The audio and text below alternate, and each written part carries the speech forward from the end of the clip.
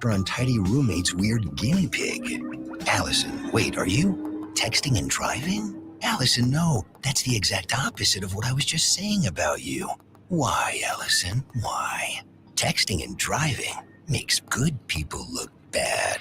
Visit StopTextStopRex.org, brought to you by the National Highway Traffic Safety Administration and the Ad Council. News Radio 690 KTSM.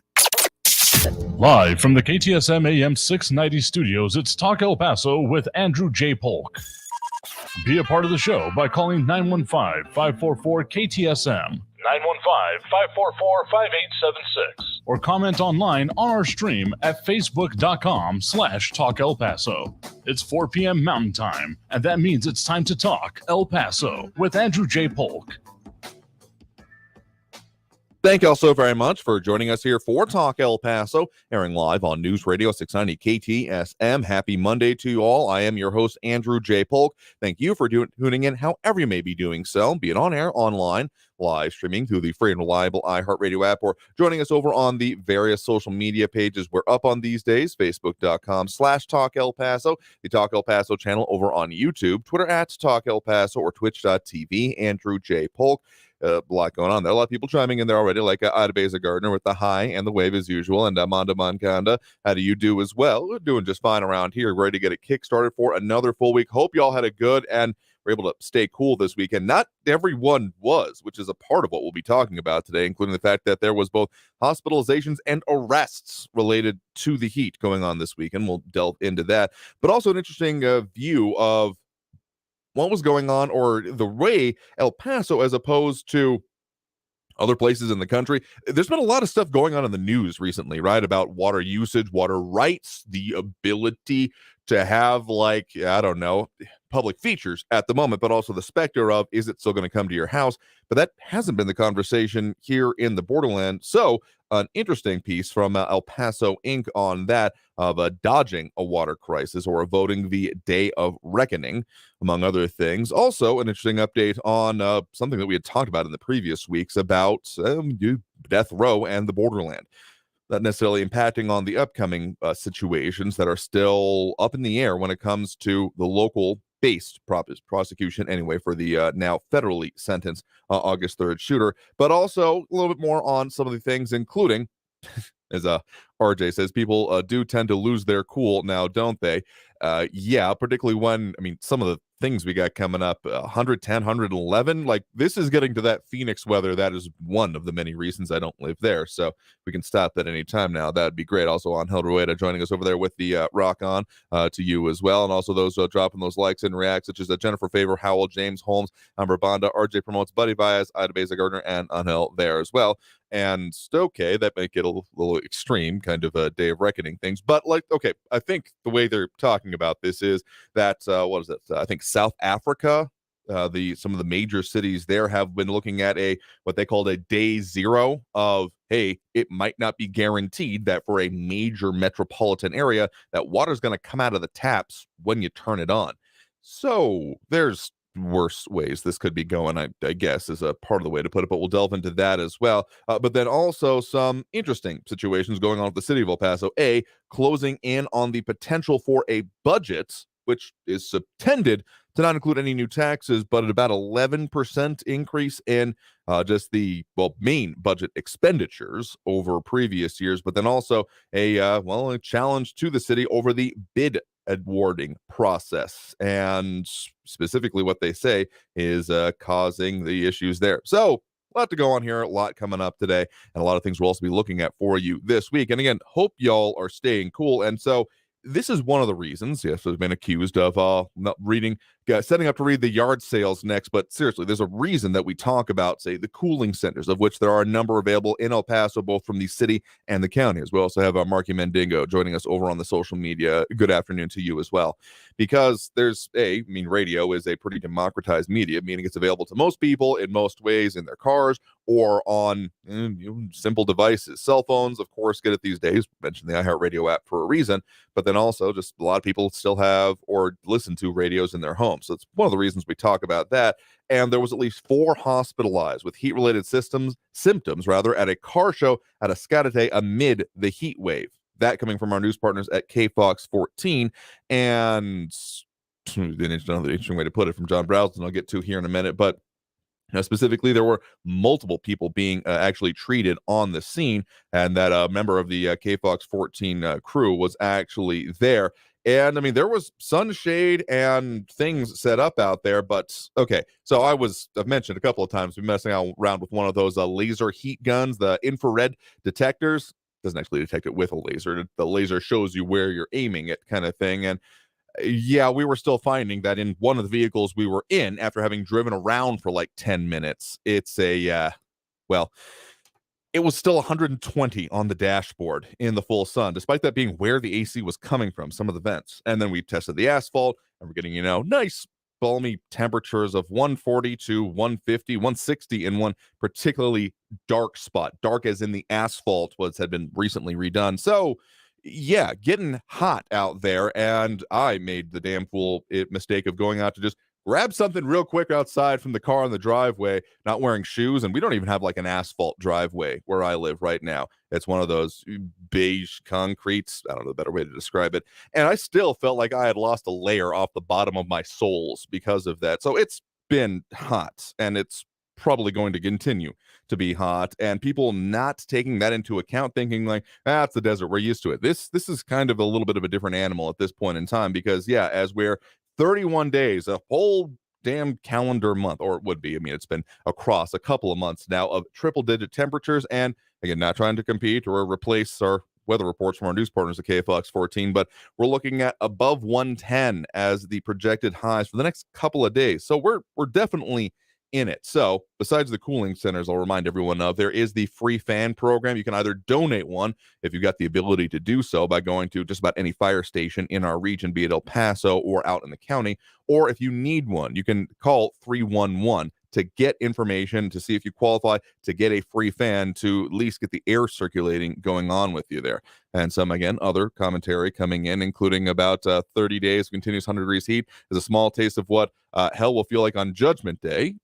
Okay, I guess that's a bit of a perspective, but Ed Clore on the opposite end of that saying the casino is a great cooling center with free coffee and sodas, and Mondo Moncada with a different idea of throw them in the lake. Yeah, it was at a Escadete, but let's just say there's a few reasons, including I think algae blooms over the years, that they haven't exactly had like swimming at the lake. I had looked at the idea a few years back of having what it would take to put in some of those like inflatable structures that you can climb around that are floating on the lake.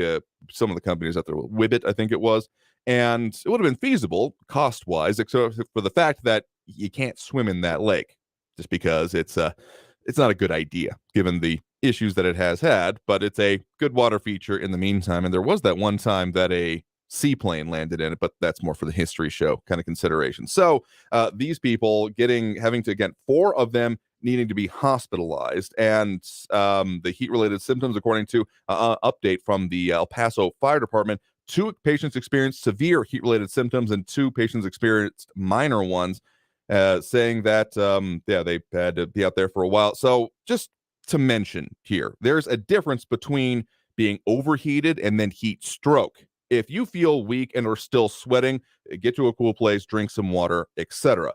If you are no longer sweating but still incredibly hot, that's 911 time. In my incredibly layperson, I've taken CPR and emergency first aid courses over the year, though my certifications have lapsed now that I think about it. So don't take this as legal or totally like medical advice. But if you stop sweating but are incredibly hot, yeah, that's absolutely beyond the time to call 911 and get someone, because at a certain point, your body actually stops being able to cool itself. And the lack of sweating is at least one of the indications. So we definitely have a lot of issues. And like Calvin Williams saying, went to work in Oregon, so the heat is not a problem for me.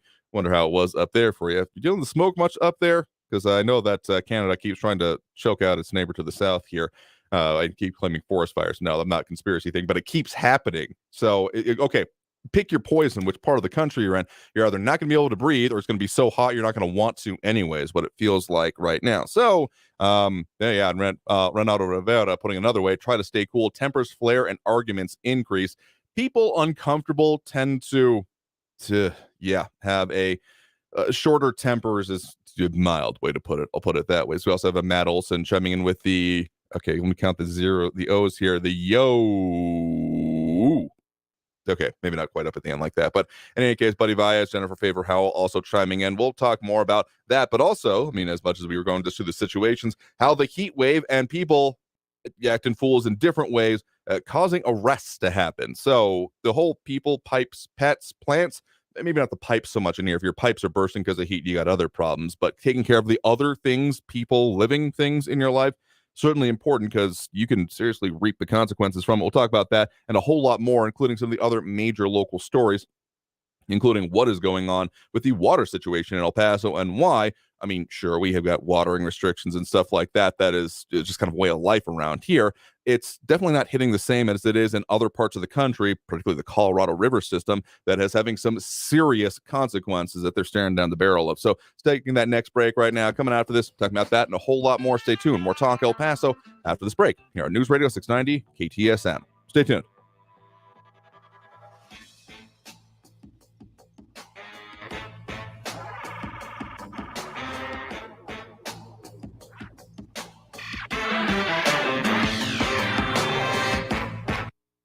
Traffic all day. News Radio 690.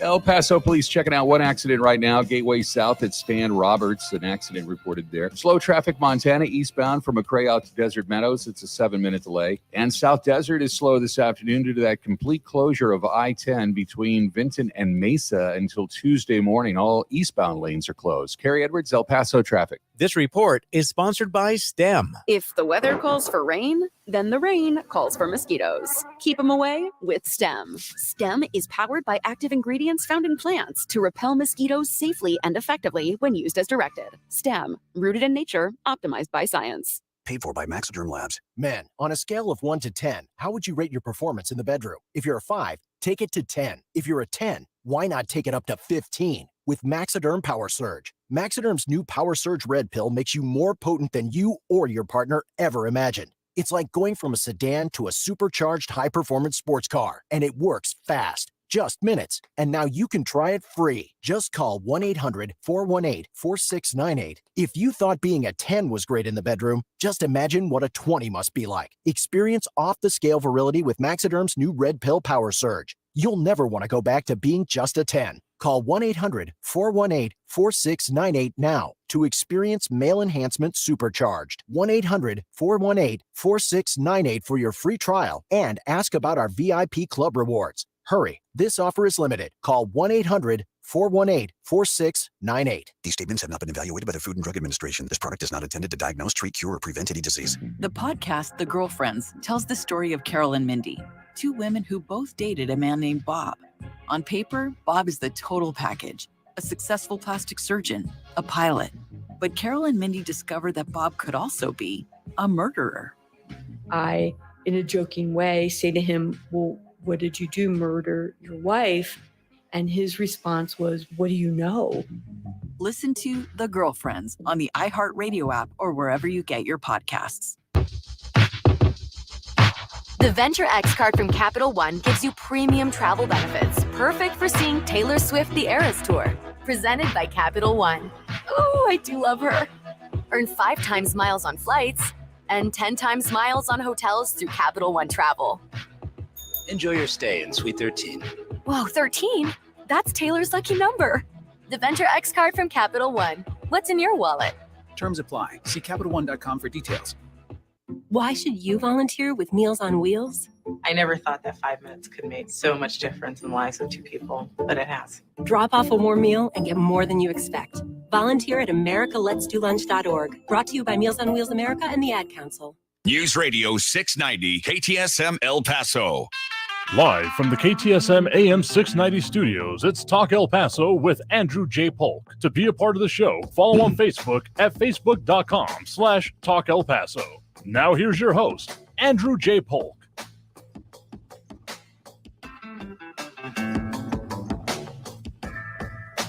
Thank you all so very much for joining us here for Talk El Paso, airing live on News Radio 690 KTSM. I'm your host, Andrew J. Polk. Thank you for tuning in, however you may be doing so, be it on air, online, live, streaming through the free and reliable iHeartRadio app, or joining us over on the various social media pages up on these days, Facebook.com/Talk El Paso, the Talk El Paso channel over on YouTube, Twitter @Talk El Paso, or Twitch.tv, Andrew J. Polk. A lot of conversation going on, a lot of different things, including about land rights and conquering of it that wouldn't have expected from that today. But hey, conversation always takes on its own interesting tone and tenor over on the social media. So if you can safely do so and you want to wade into the Thunderdome of comments, that's the place to do so. Primarily Facebook, Facebook.com/Talk El Paso. There you can find people also chiming in on other Facebook pages, YouTube, and Twitch. The Twitter, as much as I believe we're still up over there, is still functional. That's more like a DM, direct response reply kind of thing. So it's not as much of a conversation unless you retweet it or do stuff like that, in which case, good luck with it. But can't pop those up on screen as it is. But yeah, a lot of conversation going on about water usage, water rights, water availability. And so that's why it's interesting. El Paso Inc. has out this week an article titled "Dodging a Water Crisis, How a, quote, Day of Reckoning," end quote, helped El Paso plan for this day.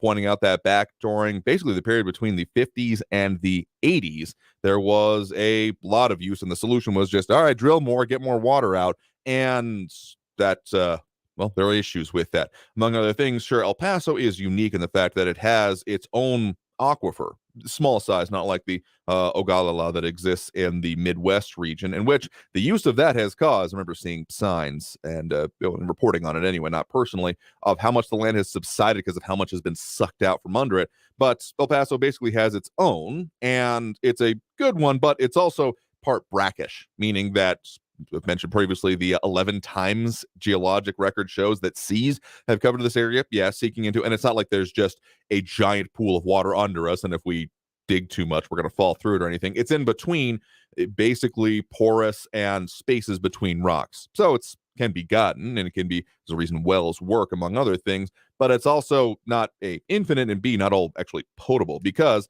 what is the potable part, the actual, what's the way to put it? The actual non-salinated part is the top layer, and only in certain sections, because that's basically what the Rio Grande has been doing ever since basically the last sea subsided, and the rest of it is the leftovers from, again, those seas. So it's an interesting breakdown they do, among other things, about how things changed and how there was at that point in time. Speaking, among other things, with Ed Archuleta, the former CEO of El Paso Water, implementing a 50-year plan to help ensure El Paso's water future, happening back in the 80s, because there was a question about if the water supply would last more than 20 years at that point. And then also a question about, would the DOD stick around if there wasn't reasonable amounts of water available in the region? I mean, it's one thing to have an army base. It's another thing to have an army base that can't actually sustain itself with water. So those were important questions that were addressed at that point in time. And so, among other things, kind of like I mentioned, water culture has shifted. It's not a, oh man, I can't water whenever I want. I wonder when this will end. That's just one of the facts of life around here. Also, we've had some better luck recently with the snowpack that leads to the Rio Grande they mentioned, but really it's the sources and the diversification of sources that has been one of the important things. So according to El Paso Inc. here, 45% of El Paso surface water comes from the Rio Grande. Yeah, despite the fact that you're thinking, wait, what? That dry thing, we're pulling water out of that? Yeah, it's basically pulled pretty dang near close to the state line. Well, close to the state line, but not near the direction that the river flows in. I mean, there's one of those major canals over, again, not too far from our station here, down on Paisano, where those railroad bridges are, not too far from Mount Cristo Rey. There's some of those major canal diversions that, yes, a lot of that ends up being used agriculturally, but it also ends up being used for drinking water. Purification plants exist, those kind of things. So 45% still coming from that. About 29% comes from the Hueco Bolson, so what I was just talking about. 19% from the Mosilla Bolson aquifer, so one of the other ones that also exists in our area. And about 7% from the K. Bailey Hutchinson desalinization plant, which at one point was, not sure if it is, the ironically enough, Saudis may have beat us on that, and I'll talk about another comment coming there here in just a minute, about having the largest inland desalinization plant, because usually you put desalinization plants near the ocean, the biggest salinated body of water that covers, that, majority of the surface area of the earth kind of thing. So the fact that we've got one here, again, points to some of our very unique circumstances in our area. And there are more being worked on whenever it comes towards that, more water purification facility, which, okay, growing up, I thought this was already in place. The idea of recycling and reusing essentially municipal wastewater and recycling it for use. Now, I may have been mistaken because there is the whole purple pipes thing that is not supposed to be drunk from, and no, don't take it and make sun tea with it instead. Parks and Rec reference, but it is used for irrigation, those types of things. So we are using it in a way, even if it's not as much. Again, not too far from where I'm sitting right now, we do have one of those wastewater treatment plants that is, I do believe, the sources for that. So let's just say there's a reason there hasn't been a whole lot of housing development right near Mesa and Executive and I-10 because of that plant, among other things. But there are more plans, including about importing water from the Bone Spring Victoria Peak Aquifer, 713 square mile water source near the Guadalupe Mountains, and also talking about leasing and ranch land near Del City in order to allow for more farming. So there is a interesting movement on that. Basically, that the day of reckoning, or the countdown, had begun back in the 80s when there was oh man, that's what's going to happen, and there was the movement along it. So that's why, if you're ever wondering about, there's literally been Supreme Court cases about the use and the different rights to water from the Colorado River. It's a strange circumstance there, as much as, we've had some local reporting, among other things, on the kerfuffle between mostly Texas and New Mexico on water rights from the Rio Grande. So it does exist, though not quite to the same level that the other parts are dealing with. Again, I have a Supreme Court case, because in the Colorado and those parts of it, they are dealing with, and not just talking about the state of Colorado, the Colorado River and the way it sticks its way down through Arizona, Grand Canyon, all those kind of things that I do believe it ends up in the Baja, if I'm not mistaken, the Gulf of Baja California. And basically the oldest claims on it get the most precedence. So if you were a 100-year-old claim, but there's a 110-year-old claim, they get precedence over you, is the way the Colorado River works. And given that, there's a huge portion of the American population that gets that one. I forget the percentage exactly in my mind, but it's significant and leads to some of the consternation between the many different major cities that exist along there. Think about the ones that can pull from that system. Of course, you get most of Arizona, including, Tucson, Phoenix, other ones like that. And I believe League ends up implications for parts of California, U.S. California, but then also places like Las Vegas pulling from some of the same resources. So it can be significant and contentious. Again, why it led to a Supreme Court case. Though there are other issues, particularly from the Arizona part of it. A question coming up, Buddy Baez, about Saudi Arabia growing alfalfa in Arizona and taking all their water. Yeah, there was some issues already coming up with that this year. Found an article on that one. Water permits for Saudi Arabia-owned farm in Arizona revoked, reported by the AP back in April.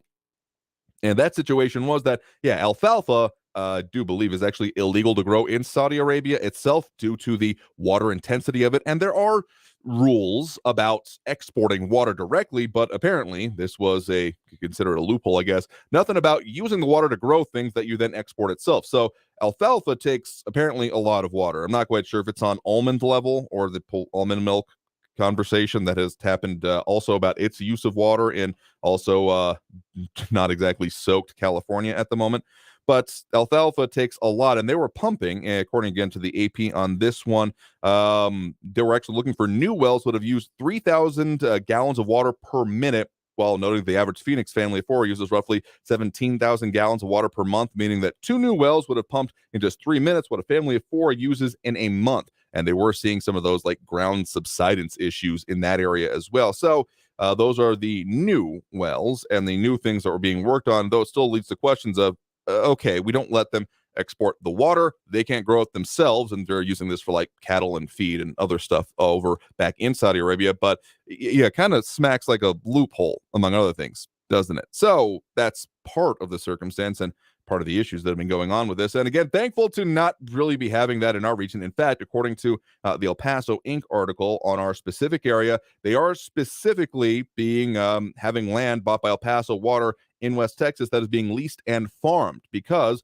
they're having more innovative techniques. I'm aware of at least one experiment, a dude that I found on social media one day looking to build kind of out in that area, not necessarily on any of these plots of land, but essentially trying to see if swales basically on a downward slope, having areas in which the water will, instead of just running off, pool into and then soak into the groundwater to then do, like, I don't know if he was planning on pecan or some kind of tree-based farming, because trees do better with that kind of thing. So there's innovation possible around here. And again, the fact that we've avoided, say, as the day of reckoning, like, Johannesburg or Cape Town, South Africa was worried about its day zero, in which they would just be out of major municipal water supplies. So it was supposed to happen in recent years, and it was a lot of reporting going on in Time magazine, among other things. The article I'm finding most handy here, but they're still they're not like out of the woods yet, so to speak, with a lot more potentiality for having a lot more issues if they don't kind of get on what was happening here, or was expected to potentially happen here in previous decades. So more conversation coming in, including about the quality of the Rio Grande water. John Brownston not happy about it. Can you imagine how nasty all the Rio Grande water is that you are drinking? So if you're imagining a straight from the river into your pipes kind of situation, the short answer is no. There are still all municipal water treatment plants, not just the wastewater treatment plants. So don't get it twisted. But Buddy Vise saying there's nothing wrong with the Rio Grande water. I mean, there have been some issues at certain points in recent years, such as when the sewage was unfortunately getting diverted into it. That was not a fun one, but not parts of the water collection process that goes again into your pipes, among other things. So, yeah, water's a complicated subject, y'all. We take it for granted that it just comes out of the pipes, or that it is able to go there, even if the grumbling about the water bill. I'm sure some of you, particularly with the swamp coolers out there, having a little bit of fun with that, even if my electrical bill has not been terrifically fun on the other side of it anyway, with refrigerated air lately.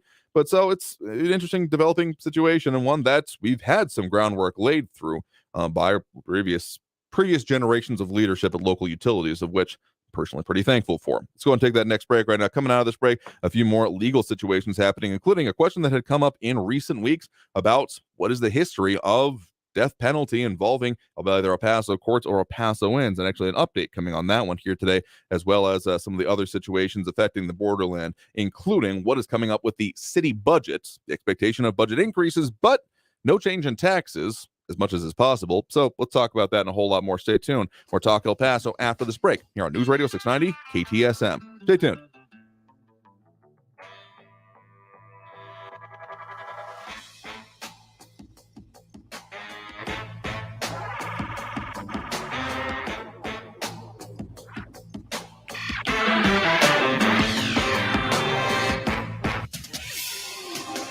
El Paso's News Radio 690 KTSM.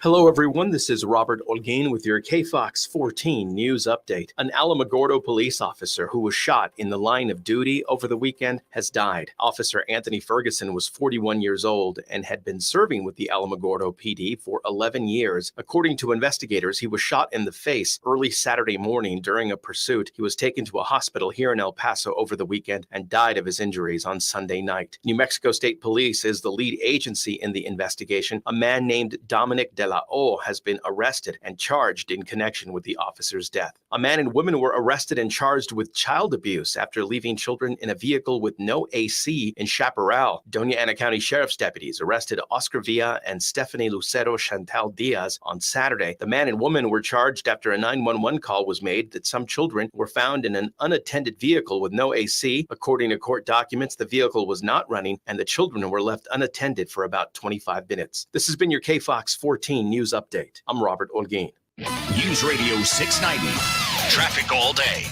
Most of your El Paso freeway is crash-free right now. Just a reminder, complete closure of I-10 eastbound between Vinton and Mesa. That's causing delays. Traffic's detouring on to South Desert. Crews are done with road work on Montana west at Hawkins. All lanes are back open there. Eastbound on Montana, still slow from McRae to Desert Meadows, 8-minute delays. Kerry Edwards, El Paso traffic. From the KFOX 14 Severe Weather Center, I'm Chief Meteorologist Brad Montgomery. Weather warning continuing for heat. In fact, hotter for the first part of this week. Excessive heat warning El Paso for our Tuesday. Partly cloudy skies, high around 110 for tomorrow. As we look ahead to our Wednesday, excessive heat warning once again. Partly cloudy with a high around 111 degrees. Hopefully numbers come down a little by the end of the week. From the KFOX 14 Severe Weather Center, I'm Chief Meteorologist Brad Montgomery. This report is sponsored by Blindster.com. Hi, I'm Kyle at Blindster.com. Since 2010, Blindster has sold millions of custom blinds, shades, and shutters to satisfied customers across the country with 20,000 five-star reviews and an A-plus rating from the Better Business Bureau. Custom blinds at low prices and free shipping. Blindster.com. The El Paso Community Foundation supports the causes you feel passionate about here in the Borderland, whether it's education, social services, arts and culture, the environment, health, or economic development. The El Paso Community Foundation has been promoting philanthropy and progress in our hometown region for more than 45 years. Make your mark with us. Start a fund today. For good, for El Paso, forever. Learn more at epcf.org. That's epcf.org. Hi, I'm Burt Ward, Robin from TV's Batman, inviting you to feed your dog natural, non-GMO, Gentle Giants dog and puppy food. Dogs eating Gentle Giants and following our special feeding and care program are living as long as 27 healthy, active years with a wonderful quality of life. Holy wow, 27 years! Think of all the extra years you could enjoy with your dog at Target, H-E-B, and stores near you. Try Gentle Giants cat and kitten food too. Protection for all, peace of mind for you. For over 40 years, Mazer Security Alarms has proudly served El Paso with superior service and superior protection. You can afford the best. For your free quote or to upgrade your existing system, call Mazer Security Alarms at 915-590-0033. Discover credit cards do something pretty awesome. At the end of your first year, they automatically double all the cash back you've earned. That's right, everything you earned doubled. The cash back from trips, restaurants, all doubled. Seriously, though, see terms and check it out for yourself at discover.com/match. This report is sponsored by Discover. The most current and comprehensive. Just minutes away at the top and bottom of the hour. And always online at ktsmradio.com. El Paso's News Radio 690 KTSM. Live from the KTSM AM 690 studios, it's Talk El Paso with Andrew J. Polk. To be a part of the show, call 915-544-KTSM or follow on Facebook at facebook.com/Talk El Paso. Now here's your host, Andrew J. Polk. Thank you all so very much for joining us here for Talk El Paso, airing live on News Radio 690 KTSM. I'm your host, Andrew J. Polk. Thank you for tuning in, however you may be doing so, be it on air, online, live streaming through the free and reliable iHeartRadio app, or joining us over on the various social media pages we're up on these days, facebook.com/Talk El Paso, the Talk El Paso channel over on YouTube, Twitter at Talk El Paso, or twitch.tv, Andrew J. Polk. A lot of conversation going on there, including, we're going to talk about some more Texas stuff this segment as well, including one of the things, Mondo Moncada asking about when is Governor Greg going to sign the property tax elimination bill? We're there, of course, to Texas Governor Greg Abbott. Do believe he has signed it as of this last Friday because, among other things, and I guess it was obviously that way, but it sometimes takes a little bit of perspective, changing the way you think about something to realize the whole, oh my God, that's what this took. It took 7 months to come up with this deal, which is, longer than the session is usually with all of the extra special sessions. So I do believe it has been signed, though the question about what happens next is another one. Article actually out from the Texas Tribune as of the end of last week on property tax. Special session is over, but months of acrimony could complicate Texas lawmakers' mission as more work awaits. So, that's you mean as we're still looking at more special sessions, by the way, in case that part wasn't clear either. Again, the one coming for quote-unquote school choice, as Governor Abbott has put forth, as another one of his emergency items. So getting it actually passed, this previous one, and again, the divisions shown in the way that, again, same goal. They all wanted property tax relief, and particularly to see it coming from the school taxes portion of property taxes. And yet it's close to a brawl as you can get. Mommy and daddy fighting in the media, let's put it that way, is never really a good thing, and what it paints for moving forward. And the personality clash between, again, the governor, Lieutenant Governor Dan Patrick, and of course, Speaker of the House, Dade Phelan, all Republicans, but not able to come down to a consensus is, the way he put it here, at least one of the people being reported on by the Texas Tribune, Jim Henson, director of the Texas Politics Project, saying when it comes to those relationships, quote, we've gone from underhanded sniping to outright hostility in public.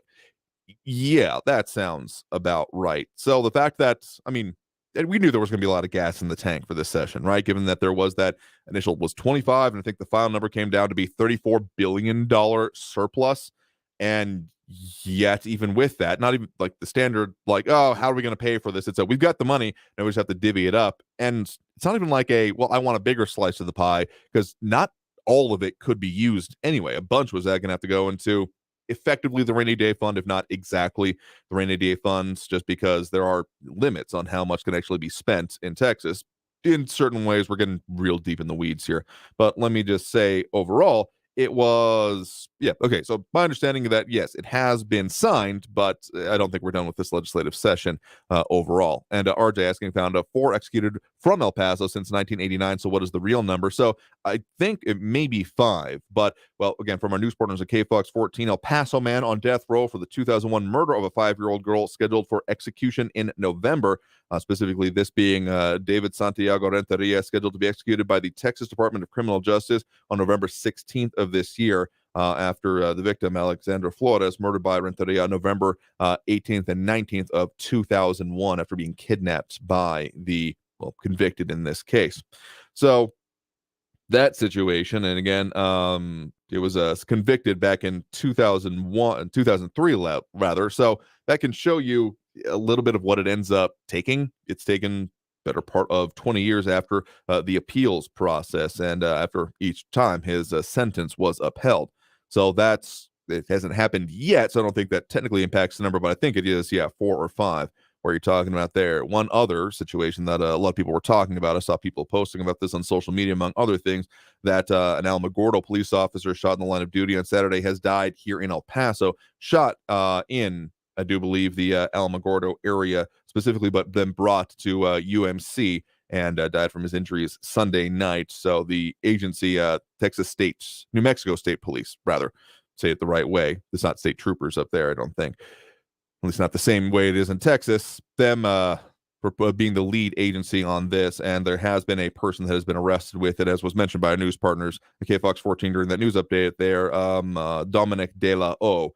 So, I mean, I just saw a lot of the the charges against him: attempt to commit first-degree murder and down all the way to reckless driving. I think he's got a bit of a record himself there. So that's that one is still progressing, but having its culmination happen here in El Paso, not a great thing. One more thing I want to mention before we end up getting towards that next break and towards opening up those phone lines, as we usually do towards the end of this segment here, is that El Paso Matters, delving in deep into what is going on with that city budget process. Because, of course, a couple of setup things. We have the new interim city manager, Carrie Whalen, that has come in. And, of course, based on some of the exit interviews, among other things, with the now Midland city manager, Tommy Gonzalez, former city manager of El Paso, of course, that the budget and dealing with it was going to be his major challenge. And the way it's being put down with, I mean, there's been some reporting in previous weeks how there was at least a potential majority on city council, as in half of it, plus then the mayor not wanting to see an increase in taxes this year around. And how they're going to do that, particularly since, essentially what has been charged, what Whalen has been saying to El Paso Matters, among others. I'll just quote from him directly here on email. So what he said during a budget workshop on Monday: "You have made the direction very, very clear to us. You want us to ease the burden to the taxpayers and make any of the budget adjustments that we needed to look at lowering the tax rate this year. We think we can get there, but there's some potential headwinds ahead."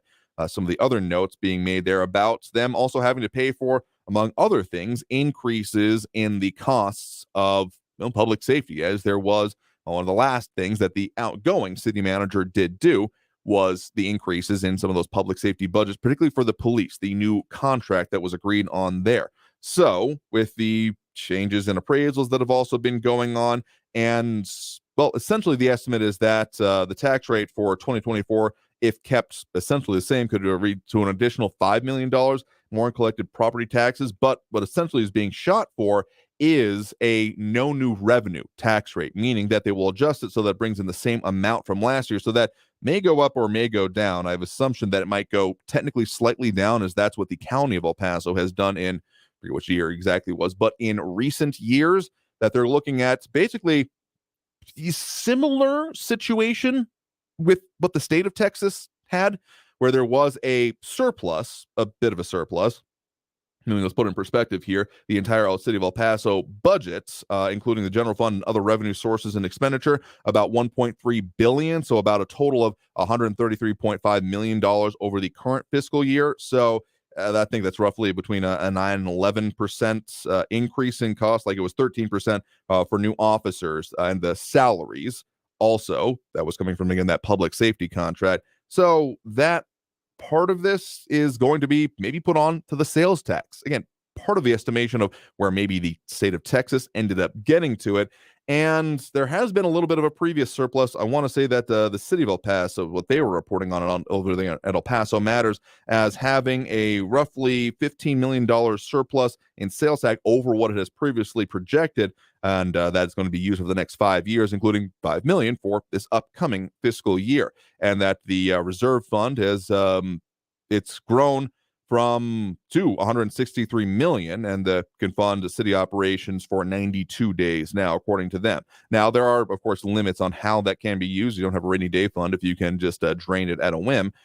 But there's the possibility of them changing that or making through it. But here is what in May this year is, again, I'll note about El Paso Matters. City Council, in that split vote with Mayor Oscar Leeser breaking the tie, decided to directed staff to reduce property tax rate for fiscal year 2024 while maintaining city services. And they further note that the state law already limits the taxable value of a home from increasing more than 10% of a year, which means the city will be required to significantly lower the tax rate because of rising home valuations, which have increased. I think El Paso Matters noted there on average about like 22% over recent years, depending on who you are. I think that's an average one. Yeah, it's been a little bit hefty and a little bit concerning in its own right.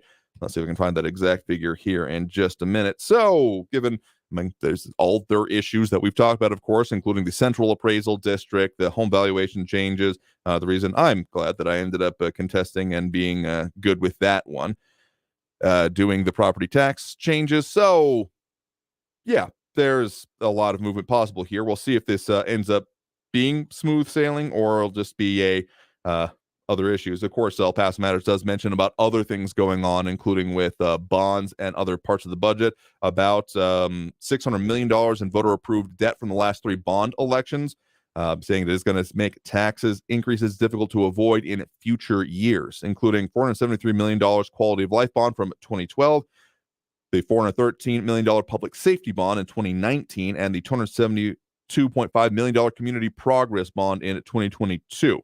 So, yeah, there's more to be done there, but the possibility of them keeping the tax rate flat, or at least what you pay for it flat, if technically the rate might go down a little bit, is the interesting possibility. Again, we'll end up seeing what comes out of it, because this will certainly affect everyone, not just the property owners, but those that inhabit those properties that are owned by someone else. So, yeah, we got a lot more to come there, including Buddy Vaya saying, I think there is a housing shortage. Yeah, actually, we're working on some interviews for you a little bit later this week about how much occupancy there definitely is within El Paso. Let's just say we're above the national averages in a lot of ways and below certain national averages in terms of like availability and other concerning ways. So there's a lot more coming up there and a lot more to be debated and, of course, gone over, and we'll keep you all updated on it. But let's take that next break right now and go ahead and open up those phone lines as we usually do at this point during the program. So if you want to weigh in on the show and add in your 2 cents, including, as we're speaking about water, among other things, from the Texas Tribune here, Mexico files diplomatic complaint over Governor Greg Abbott's floating border barriers, where the Rio Grande actually is a Rio, among other things. There's a whole lot going on in the state of Texas beyond what even I just mentioned. So let's take that next break right now. Again, that phone line's open, 915-544-5876, 544 KTSM. Back after this break with more Talk El Paso here on News Radio 690 KTSM. Stay tuned.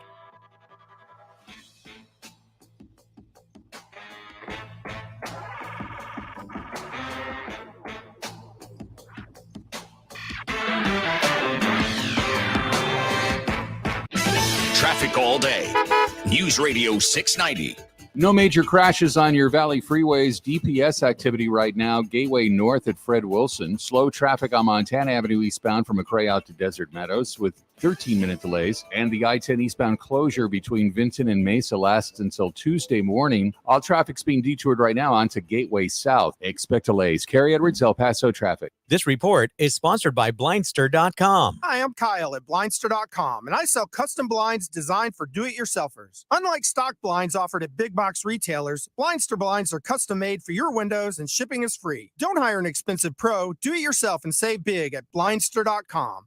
Hey, Mario Lopez here with former girl group member Kaya Jones. Each year, thousands of women and girls are at risk for unplanned pregnancy. Resources are available to women and girls of unplanned pregnancies, even if they ultimately decide that adoption is not for them. Modern adoption plans put women and girls who face an unplanned pregnancy in control of their future and their baby's future. By considering a modern adoption plan, women and girls are making brave and selfless choices. To hear stories of empowerment, go to modernadoptionplans.org. The podcast, The Girlfriends, tells the story of Carol and Mindy, two women who both dated a man named Bob. On paper, Bob is the total package, a successful plastic surgeon, a pilot. But Carol and Mindy discover that Bob could also be a murderer. I, in a joking way, say to him, well, what did you do? Murder your wife? And his response was, what do you know? Listen to The Girlfriends on the iHeartRadio app or wherever you get your podcasts. Wendy's BOGO $1 deal is back at participating Wendy's. Buy a Dave single, spicy chicken sandwich, 10-piece nugs, or medium frosty, and get another for $1. Double your deliciousness. Hurry, this BOGO deal won't last. Rich is just a really, really good guy. The term good egg isn't enough to describe him. He's also certified organic and free range. Rich puts the cap back on everything. The toothpaste, the olive oil, the shampoo, everything. He lets his 10-year-old nephew beat him at virtual tennis, even though he can straight up slay his 10-year-old nephew in virtual tennis. When the toilet paper is running low, Rich replaces the roll on the actual holder, not just on the back of the toilet. Rich is texting and driving. Rich, no. What are you doing, Rich? I was just telling everyone how great you are. Texting and driving makes good people look bad. Visit StopTextStopWrecks.org. A public service announcement brought to you by the National Highway Traffic Safety Administration and the Ad Council. News Radio 690 KTSM.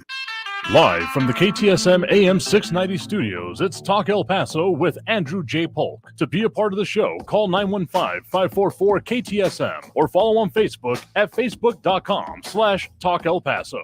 Now here's your host, Andrew J. Polk. Thank you all so very much for joining us here for Talk El Paso, airing live on News Radio 690 KTSM. I'm your host, Andrew J. Polk. Thanks for tuning in, however you may be doing so, be it on air, online, live streaming through the free and reliable iHeartRadio app, or joining us over on the various social media pages we're up on these days: Facebook, YouTube, Twitter, and Twitch.tv, either under Talk El Paso or Andrew J. Polk. And of course, those phone lines open as well, 915-544-5876. Well, full up at the moment now, 915-544-KTSM. A lot of conversations going on, including some prognostication, among other things, like James Radcliffe saying by the fall, real estate markets will crash. But again, combined with what Buddy Vaya said, I think there's a housing shortage. Yeah, it's definitely evident in our area in an interview we're hoping to bring for y'all. And RJ saying that's what I've heard in commercial real estate is in trouble too. Okay, I don't know if a crash is truly going to happen, but let's just say that there's more than a couple bits of rumbling that some of we got to come back to the office. We got to work in the office. Dear Lord, come back to the office is not so much there's some, tiny people, tiny hills that they're king of kind of things. And it's, if I don't see them, how do I know they're working despite the work they're submitting? Kind of conversations that are also happening with the whole changes happening with remote telework, etc. in this modern day. But also hey, we've got this huge lease for this giant liability we're not using. We have to justify its use to still keep paying for it, those kind of things. And also then like commercial real estate firms or the owners of it that were leasing it kind of freaking out. So that might be a shoe to drop. I'm not going to try to, again, cloudy crystal ball, as cloudy as ever these days, but that's, if I was to be concerned more about it, that's the part I would be concerned about if I was in commercial real estate, which I'm not, but could still have. I know that there are actually organizations out there, none that I'm aware of locally, basically waiting for that shoe to drop so they can come and buy it and redevelop it into housing. So it might be a market correct. Who knows? That's one of those longer term, more longitudinal issues, good societal structure issues going on right now. Because even when people, corporations try to say, hey, we're coming back to the offices, some people say, peace out, I live in Wyoming now, kind of situations, and have been doing it remotely this whole time. I know El Paso had a little bit of a push for that as well. Anyway, let's get to a call, at least one call before we hit that next break in the end of the hour here. We do have Raul in the Northeastern line with us here right now. Raul, thanks for joining us. Hey, Andrew. Well, today they closed the Parthenon in Athens, Greece from 8 o'clock in the morning till 5 o'clock in the afternoon because it's too damn hot. Now, I'm glad to say that I got to go and see the Parthenon about 4 years ago, just before the Cody hit. And I guess just before now, it's just too damn hot to see some of these places now, you know. Also, here the same heat wave is affecting Italy. So I got to see these places like Greece and Istanbul and Rome, civilizations that collapsed. So the idea that our civilization can't collapse is fallacious, and it's not backed up by history. You know, the Romans were around 1,000 years. The Greeks were around about 500 years. So they've all had their time in the sun, and a lot of them they collapsed because they abused their environment. They wanted to be empires, you know, spent a lot of money and effort and human energy on conquering other people and taking over their lands and subjugating them to their rule. You know, they did that, some of that too. The Greeks were particularly interesting in as much as, I mean, it is the birthplace of democracy, which started around 500 and lasted up to about 300. But at the same time, you know, they had slavery. I mean, it was a democracy for men, not for women, not for slaves, and not for foreigners. So it's a very sad thing that's going on. It's here. It doesn't look like you know that we're doing very much about it. It's just the craziest times that we're living through. I mean, they finally did it. They degraded the environment so much that we can't go out and enjoy the great places of this country. On another subject, our Congressman woman, Veronica Escobar, who is the first woman and Mexican-American to represent El Paso.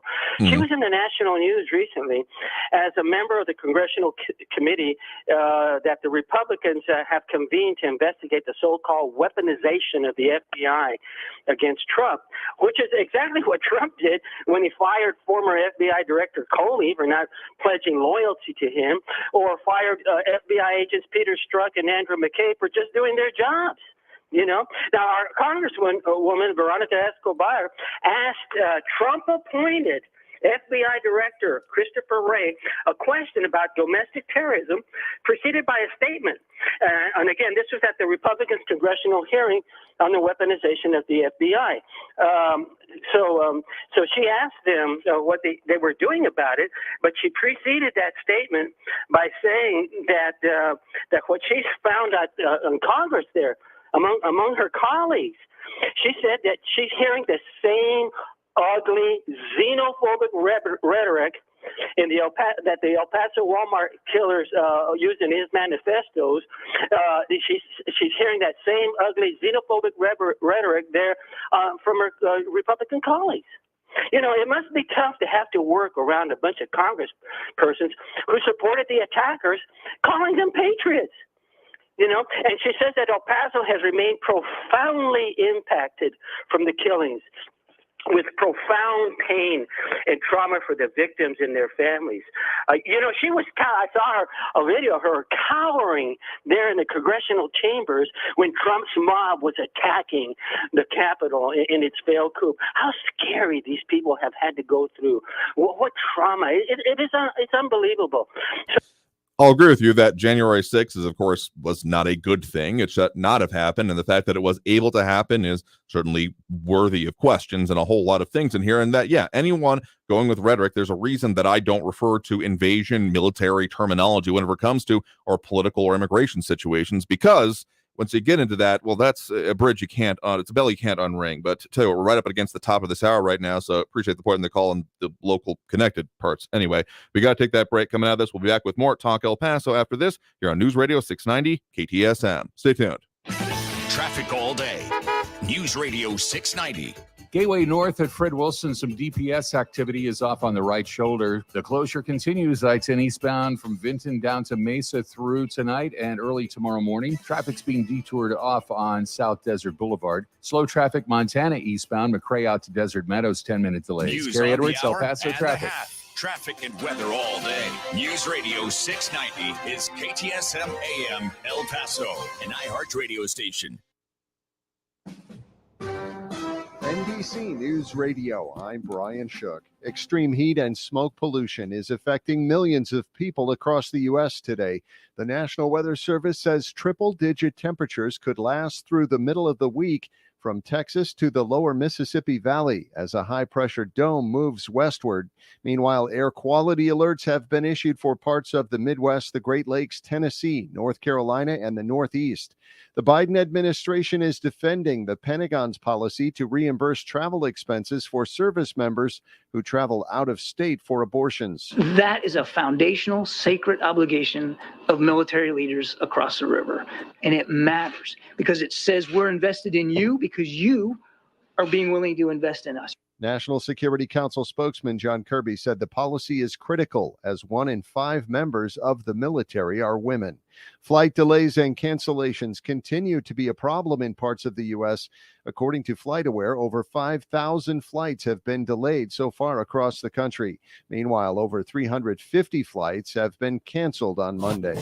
The 2 IRS whistleblowers who claim the Justice Department interfered with the criminal investigation into Hunter Biden will testify at a House hearing this week. Lisa Taylor reports. House Republicans set the Wednesday hearing after one of the whistleblowers, IRS supervisory agent Gary Shapley, went public with the allegations. The lead U.S. attorney in the Hunter Biden case and Attorney General Merrick Garland have denied the allegations. Last month, the president's son reached a deal to plead guilty in the tax and gun case and agreed to accept about 2 years probation and enter a diversion program. I'm Lisa Taylor. Elton John is testifying in Kevin Spacey's defense at his criminal sexual assault trial in London. Spacey pleaded not guilty to several sexual assault and related charges. You're listening to the latest from News Radio. Suffolk County Police are still searching for evidence at the Massapequa Park home of the alleged Gilgo Beach murderer, Rex Heuermann. Natalie Migliori reports. Anyone familiar with the case is watching closely as police search the 59-year-old married father's storage unit at home, looking for so-called trophies related to victims. Heuermann is so far charged with 3 murders and the prime suspect in a 4th, but the remains of at least 6 other people and a toddler are part of the case. And I hope they can either tie the other murders to him or locate whoever else was doing the same thing. How can you not go all out to try and make that connection? The architect who owns homes in South Carolina and Las Vegas reportedly filed several personal injury lawsuits and failed to pay years' worth of taxes. I'm Natalie Migliori. There's a lot to keep an eye out for coming up in the business week ahead. On the earnings front, things kick into high gear starting Tuesday with second quarter financial results due from Bank of America. Wednesday brings reports from Tesla, United Airlines, and Netflix. A Connecticut woman is being called a hero for crash landing a plane on Martha's Vineyard after the pilot suffers a medical emergency. Sarah Lee Kessler has the details. We don't know much about the passenger, just that she's 68 and from Connecticut. Unclear whether she had any prior flying experience, but she took over the single-engine plane's control Saturday afternoon after the 79-year-old pilot suffered a medical emergency en route from Westchester County Airport to Martha's Vineyard. The woman landed the Piper Meridian on its belly at Martha's Vineyard Airport. The pilot survived, but is in serious condition. The passenger said to be fine. Lottery fever may be setting in as a pair of huge jackpots continue to grow. The top prize for tonight's Powerball drawing is now an estimated $900 million after no one matched all 6 numbers in Saturday's drawing. Brian Shook, NBC News Radio. Now your chance to win $1,000. Just enter this nationwide keyword on our website. Pay. That's pay. Enter it now. Get your tickets now at AXS.com for our 2023 iHeartRadio Music Festival. T-Mobile Arena here in Las Vegas. September 22nd and 23rd. Streaming live only on Hulu. The iHeartRadio Music Festival. Immerse yourself in virtual reality with Kokomo, the new app from Canon. Connect with friends and family live in photorealistic environments. It's like being together even if you're miles apart. Search Kokomo by Canon to download now from the Meta Quest Store, Apple App Store, or Google Play. This report is sponsored by Blindster.com. Hi, I'm Kyle at Blindster.com. Shopping for new blinds? At Blindster, we offer over 50 different blinds, shades, and shutters at low prices, custom made for your windows, and shipping is free. Shop at home and order 10 free samples of any product before you buy. Blindster.com. Hey, El Paso and surrounding areas. This is Ivan Ochoa, General Manager of Sunland Park Chrysler Dodge Jeep Ram Fiat. Thank you for making us #1 in new car sales again. We make buying a new or certified pre-owned vehicle fast, fun, and easy. Our goal this month is to break our all-time sales record, so Sunland Park Chrysler Dodge Jeep Ram Fiat will do whatever it takes to make a deal. Get 10% off MSRP on 2023 Ram 1500 Lone Star trucks, $4,000 off MSRP on 2023 Jeep Gladiator trucks, and super low 1.9% APR for 72 months. $2,000 off MSRP on 2023 Jeep Wrangler, plus 2023 Jeep Grand Cherokee Laredo, $3,500 off MSRP and 2.9% for 72 months. Worry about your trade or credit? Don't sweat it. Our aggressive lenders will push to approve your credit, even if your credit is less than perfect or if you owe more than the trade is worth. Get huge savings and more for your trade during the Make This a Summer sales event at Sunland Park Chrysler Dodge Jeep Ram Fiat at I-10 at Sunland Park Drive or online at sunlandparkdodge.com. Estamos en tu esquina El Paso Strong. Includes factory rebate and dealer discount for CTNL. 1.9% APR is $14.71 and 2.9% is $15.15 per thousand finance on select vehicles with approved credit. Offers not combined. Pepe's New Mexican Restaurant and Cantina serves the old Griggs Mexican food recipes in a new location at 6761 Donovan Drive. Enjoy great New Mexican food with cold beer and the one and only margarita from the cantina. The managers and cooks from the original Griggs restaurant serve tacos, combination plates, and sopapillas. Get the best Mexican food in the valley at Pepe's New Mexican Restaurant and Cantina, 6761 Donovan, near Loop 375. Call 877-2152. Only iHeartRadio gives you access to all of your favorite radio stations. The Rod Ryan Show. It's the Woody Show. It's Elliot in the morning. All of the once-in-a-lifetime events. iHeartRadio Music Festival, yeah!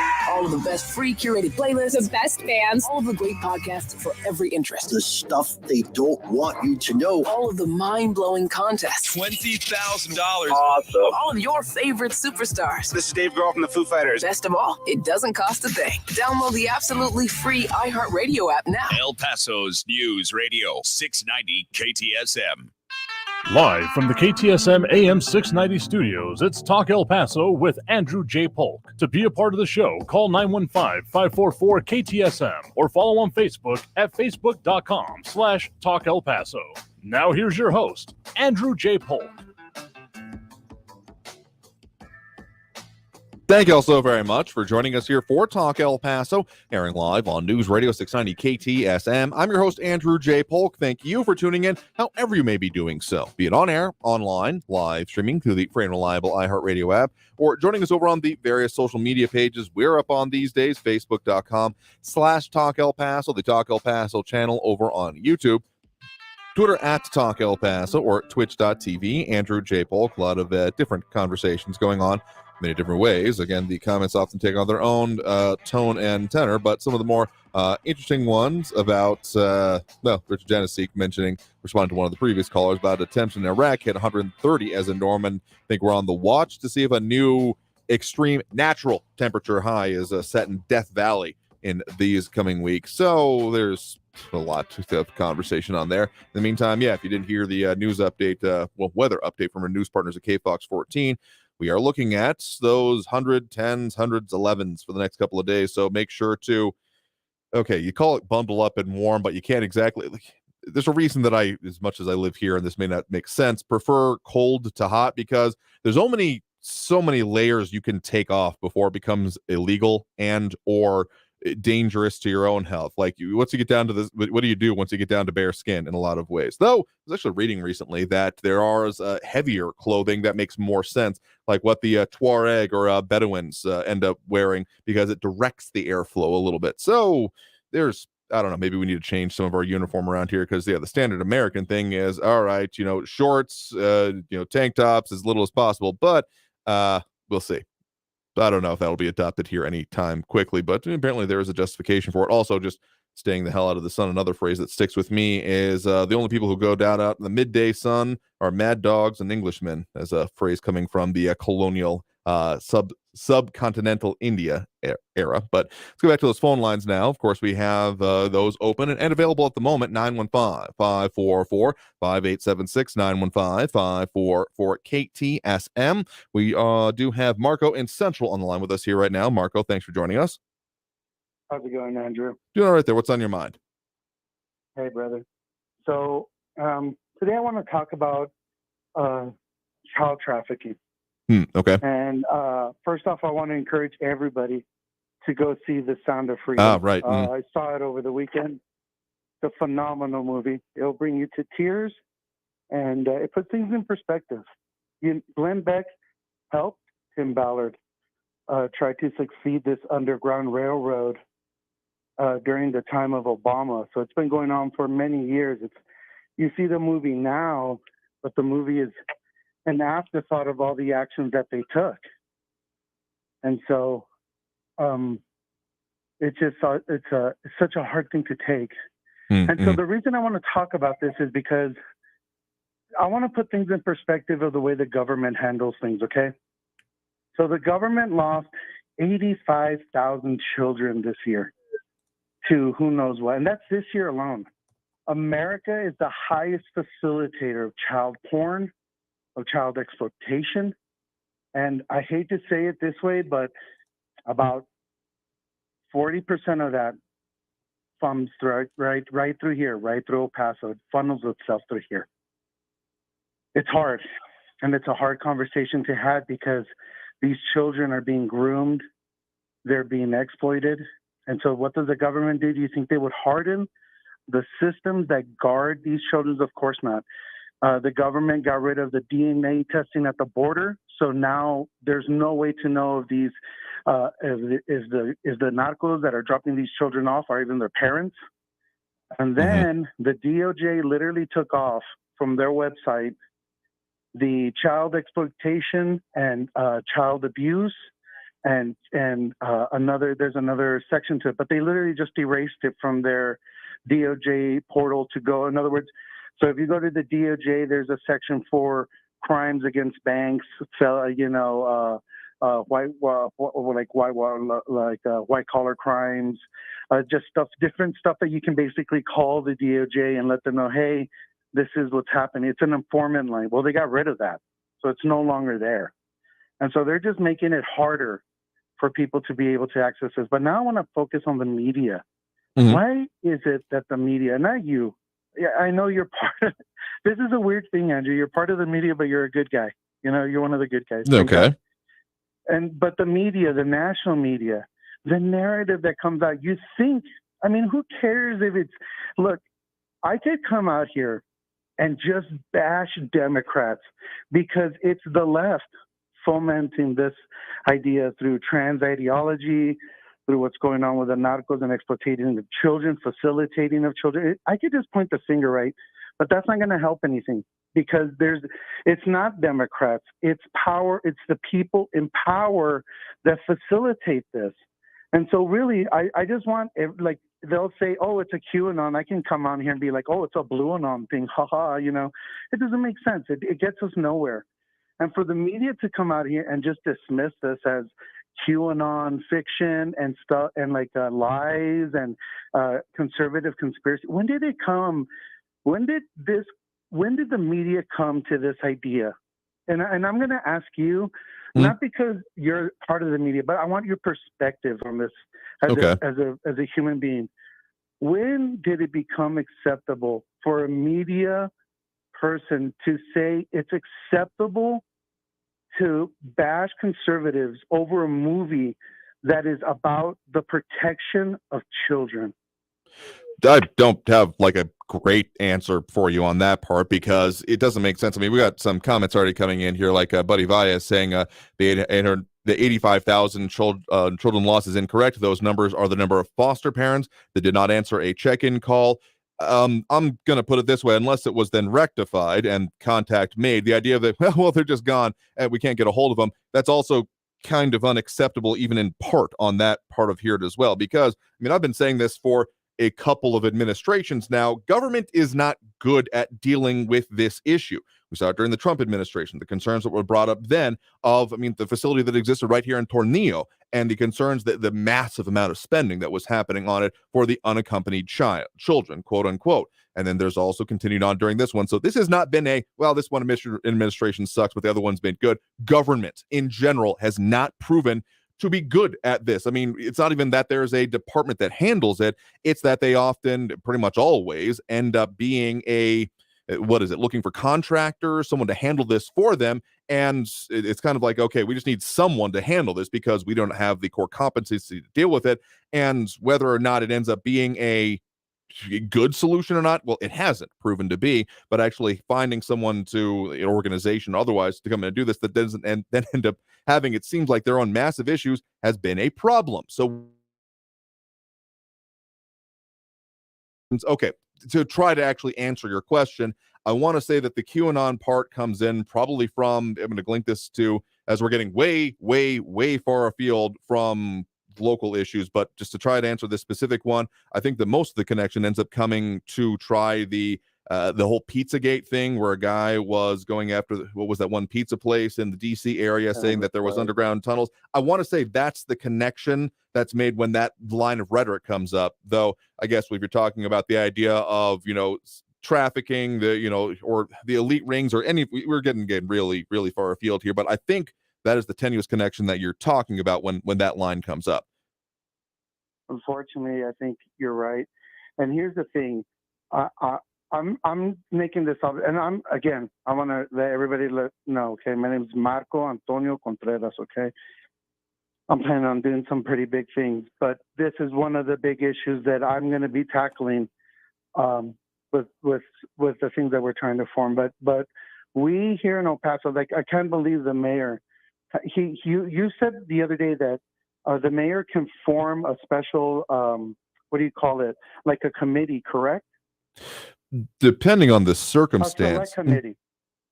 I think that there is, I would have to know the exact, like, context we were talking about that in, because I mean, the mayor has a variety of powers, and there are, like, citizens advisory committees exist in a few different ways, but I want to say most of those end up being approved by city council. Well, we need to find a way, because look, the mayor had the city full of migrants, okay, and it was a sad situation during the cold time. I'm glad it's not happening right now, especially with the insanely hot weather, correct? But all the administration has done is now siphon people through the bridges. That's it. They're hiding them as they're coming in. I'm here in my restaurant, okay, I still see a lot of people come in. They're still siphoned in, the same process. They're told not to stay in one location, and they move them around all day. So they'll give them a location lock on their phone to go to. They'll go to it. And then once they're there, they're told to go onto the buses and go to another location. And they have them moving all over this city. It is crazy. One of the migrants showed me the app, and he showed me the transportation app to get to a certain hub. And it's insane. What they got to go to this one place, and then they got to go to another place. It's such a huge conversation. But to get back to the children, look, listen, if we're not willing as a society to stand up for the most vulnerable, okay? This is, the other day I spoke about the bump, how the shark will come and bump you to see if you're alive, to see if you have any fight. And if you don't do anything, he's going to come back and he's going to eat you alive. That's what's, unfortunately, if we keep sheltering these people with power, the president, the senator, the congressman, the mayor, whoever it may be, if they're exploiting children or their administration is failing children and we do nothing about it, then you've already surrendered the maximum amount of freedom. Because if you allow children to be exploited, you'll allow anything. And I want everybody to know God is watching. God's watching, and he's judging us heavy. So I'm not saying, hey, I struggle with my faith every day, but I can tell you this: when I see children being hurt, it hurts my heart. I mean, it's unacceptable, and it's unacceptable in the extreme that circumstances can or is allowed to continue. I'm not sure what a solution is, because it's a difficult problem. Because I mean, having kids in camps or in cages, is the way that it was put, is also not even just unacceptable to us by conscience, but also by law in a lot of ways. That was one of the issues that was dealt with. It came up, I feel like, primarily during the Trump administration, as there are certain both laws and legal agreements that were made to say that there's only a certain amount of detention that can be done of minors, among other things. But let me put it to you. Well, tell you what, I appreciate the point in the call and your issue on it there. You have a good one. You too, Andrew. I know it's such a big conversation. Everybody, pray for the children because they deserve it. If we can't defend them, then we won't defend anything. Thanks, Andrew. Yeah, sure thing there. So we're coming up on the need for that next break right now. Let me just put this on one thing. I know that there's a lot of, and fortunately the concept of adrenochrome has come up in the concepts there as well, which, okay, if you're just going to try to head, let's just say that's one's way far afield, but the way I look at this is going to UN.org on the Convention on the Prevention and Punishment of the Crime of Genocide, Article 2, I'm going to read a specific portion of it here. In the present convention, genocide means any of the following acts committed with the intent to destroy, whole or in part, a national, ethical, racial, or religious group, such as specifically subsect. There's been conversation that's happened in recent-ish years about the indigenous schools that existed both in the U.S. and in Canada and what was going on with that. And I'm just going to say this smacks pretty close to that in some ways for me, even beyond the child abuse aspect. Anyway, let's go ahead and take that next break right now. Coming out of this break, we got more calls on the line here. Again, this is Talk El Paso, airing live on News Radio 690 KTSM. I'm your host, Andrew J. Polk. That number to call, line's available now if you want to get on, 915-544-5876, 544 KTSM. Back after this break with more Talk El Paso here on News Radio 690 KTSM. Stay tuned.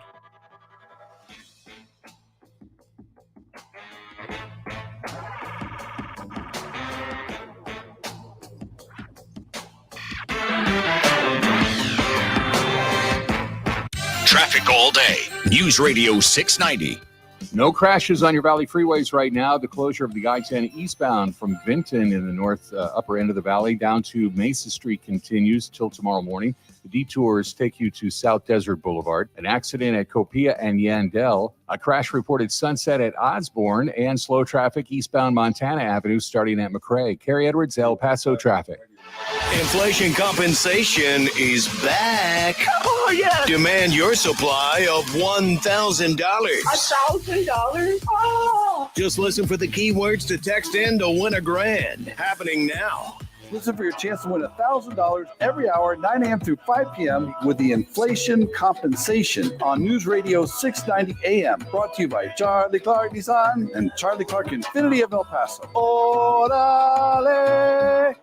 This report is sponsored by Blindster.com. Hi, I'm Kyle at Blindster.com. At Blindster, we offer over 50 different custom window treatments, including faux wood blinds and shutters, all at prices less than retail. Plus, we'll send you free samples before you buy. Don't hire an expensive pro. Do it yourself and save big at Blindster.com. The El Paso Community Foundation supports the causes you feel passionate about here in the Borderland, whether it's education, social services, arts and culture, the environment, health, or economic development. The El Paso Community Foundation has been promoting philanthropy and progress in our hometown region for more than 45 years. Make your mark with us. Start a fund today for good, for El Paso, forever. Learn more at epcf.org. That's epcf.org. Research shows people remember ads with wacky sound effects. So to help you remember that Liberty Mutual customizes and saves you hundreds on home insurance, here's something zany. Liberty Mutual customizes your home insurance. To reiterate, these sounds are just to help you remember how much you'll save. Oh, come on. Only pay for what you need at libertymutual.com. Savings may vary. Underwritten by Liberty Mutual Insurance Company and affiliates. Excludes Massachusetts. Liberty, liberty, liberty, liberty. If you're hiring, it can feel like trying to find a needle in a haystack. You can hope the right person comes along, or you can just use ZipRecruiter. Like Marco, president of operations at Telly Tires and Auto Centers. ZipRecruiter helps me find all the right people, even the most difficult jobs to fill. See why 4 out of 5 employers who post a job on ZipRecruiter get a quality candidate within the first day. Now try ZipRecruiter free at ZipRecruiter.com/free. ZipRecruiter.com/FREE. Children who grow up in poverty are part of a destructive cycle. At Child Fund International, we find this unacceptable. In 25 countries, we are vigorously fighting poverty and improving the lives of children and their families. Learn more at childfund.org. News Radio 690 KTSM. Ruli's International Kitchen doing its Chingon Chow takeovers, ChinGonChow taco takeovers Fridays and Saturday nights here in July from 9 to midnight. If you want to find out them for all their other great features, because they're still doing their regular dinner service among other things. So find them, of course, not too far from our station here. Give them a call at 915-313-4806 or get them, find them just again on Mesa, 4176 North Mesa, not too far from our station, for great international fusion cuisine, local flavors with a twist that you'll never expect or maybe familiar enough to you. They all got new features, always do new things. They got more stuff coming for you before too long, but it's a place that I go to for the everyday occasion or, of course, those special celebrations like our wedding, which they catered back years ago. And, of course, we've been going there ever since. So find them again, Ruli's International Kitchen. That's RULISIK.com. Live from the KTSM AM 690 studios, it's Talk El Paso with Andrew J. Polk. To be a part of the show, call 915-544-KTSM or follow on Facebook at facebook.com/Talk El Paso. Now here's your host, Andrew J. Polk. Thank you all so very much for joining us here for Talk El Paso, airing live on News Radio 690 KTSM. I'm your host, Andrew J. Polk. Thank you for tuning in, however you may be doing so, be it on air, online, live streaming through the free and reliable iHeartRadio app, or joining us over on the various social media pages we're up on these days, Facebook, YouTube, Twitter, and Twitch.tv, either under Talk El Paso or Andrew J. Polk. And, of course, Talk El Paso, brought to you in part by Sunland Park Chrysler Dodge Jeep Ram Fiat. Find them on, of course, 950 Crockett Street, and we're right across from currently Sunland Park Mall, across I-10 from it. So again, 950 Crockett Street, Sunland Park Chrysler Dodge Jeep Ram Fiat, where they got the summer sales events going on strong here. So a lot of stuff, a lot of conversation, and asking up Rick Reyes asking if I feel lucky with the Powerball reached 900 million, has gotten so much missed ones there. So let's just say if we have all brand new openings, I have a staff running all the different segments for it, and I'm just a ringleader. You'll know. I will never admit that I won the lottery, but let's just say there would be signs and other conversations going on about the different administrations and their impact on this issue. But again, no one can really tell me that there wasn't any any real issues in any particular administration when it comes to this issue, going back to the Obama administration. Even the whole unaccompanied minor crisis that was happening at that point was, well, a problem. And government has continued to suck at it. Anyway, let's get back to those phone lines now. Get that number to call if you want to get on the line. 915-544-5876, 544-KTSM. We do have Frankie and Messia on the line with us here right now. Frankie, thanks for joining us. All right. Let me tell you something. I know you like to talk about local issues. Sure. And I think the heat right here in the Southwest is a local issue, right? Sure. Okay, so let me just tell you this. And everybody else out there in the Southwest Florida region, I am right outside right now in a garage with a frosty can of cerveza and a lovely shot of whiskey, and it's 100 degrees in my garage with a slight little breeze, and I'm loving it. I don't see any problem at all with this heat. This is New Mexico, for crying out loud. Mm-hmm. And if you can't deal with this heat, you need to get out of the state. And you leave more room for us. Now, that's my opening comment. I mean, sure, we're used to, getting to the hundreds as much as, the whole 31 days, I think we're technically at now, of seeing that 100-degree, at least on the El Paso side of it. I'm not sure quite what it's been, the record happening in New Mexico and the Las Cruces area, but I'm pretty sure we're pretty close up there. It's usually a few degrees cooler, but, we've been on this record, and it's one thing, I guess, to have it be in the hundreds. We're used to that. So when we start hitting these hundreds, these 110s, these the Phoenix like temperatures, that I start wondering, okay, why are we doing this here? Well, I just don't see. Okay, here in beautiful downtown Mesilla, it's 108. Now in El Paso, what is it, 110? What, 2 degrees? And my body is supposed to tell me, whoa, it's 110 degrees? No, it's hot. So what? This is New Mexico. This is the Southwest. Deal with it. And if you can't, you're a bunch of wusses. That's all I'm saying about that. Yeah, okay. Well, fair enough. You're entitled to your opinion on it here. Maybe not everyone has the good fortune to be in your garage drinking the cerveza that you've got here. I mean, there's a reason we have the cooling centers, among other things, but I'm glad that you're weathering it well. I'm having a blast. I love it. Anyway, you take care, Andrew. Everybody else out there, you just got to deal with it. Like in the Army, you got to change, modify, overcome, adapt. And that's how you survive this stuff. And if you can't do that, again, you're a wuss. Simple as that. No other questions about it. End of story. Well, again, glad you're doing well up there. Just make sure to also hydrate in the middle of it. Yes, there's water in beer, but also have like some regular water sometimes. So appreciate the point in the call. You have a good one, and stay cool up there. What's water? What do you mean water? Water? What the heck is water? I only know beer. What do you mean water? Yeah, I What figured is about stuff? that. Well, investigate it and let us know what you find out and if it's for you or not. But otherwise, have a good one Okay, there and stay safe. I'll do that for you. All right, take care, Andrew. All right, have a good one there. All right, we talk about a lot of things on this program, so I think we have time to get one more call on the line before we end up hitting that next break. Again, that number to call if you want to get on the line, 915-544-5876, 547-644-KTSM. We do have Eric on the east side here with us right now. Eric, thanks for joining us. Hello there. It was good to hear Frankie's back, and everyone on I wanted to say everyone on the political spectrum cares about reducing child trafficking. There's this false right-wing narrative in conservative media that Biden, Democrats, and the media do not care about that. Like these false right-wing narratives pushed by mainstream right-wing information sources, like those on this station, K-Fox, and right-wing media in general, radicalizes impressionable people like Marco. Like mainstream right-wing information sources pander to QAnon extremists and create terrorists, like through these false narratives.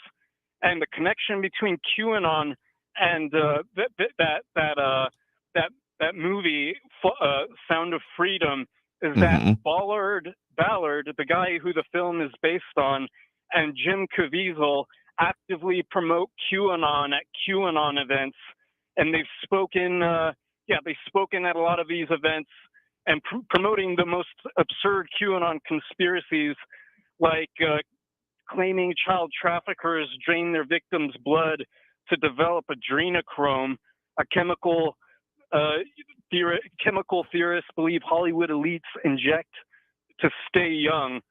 This is just insane, like extremist nonsense that people are being eased into with disinformation and propaganda like this. And it's important to acknowledge that the government has organizations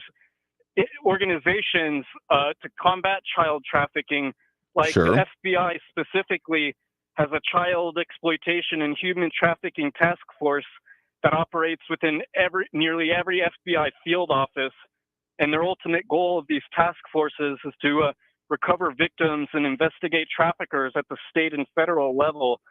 This vigilantism in regards to Operation Underground Railroad, which that movie is about, they've been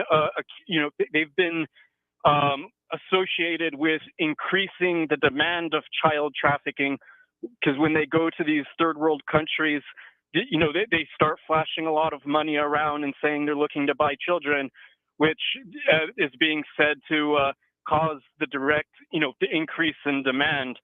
So it's important to, focus on letting the professionals do what the professionals do, which is allowing the government to go after the child traffickers, and not to inspire these crazies, with these lies about the government not doing anything, or that there's a lack of demand.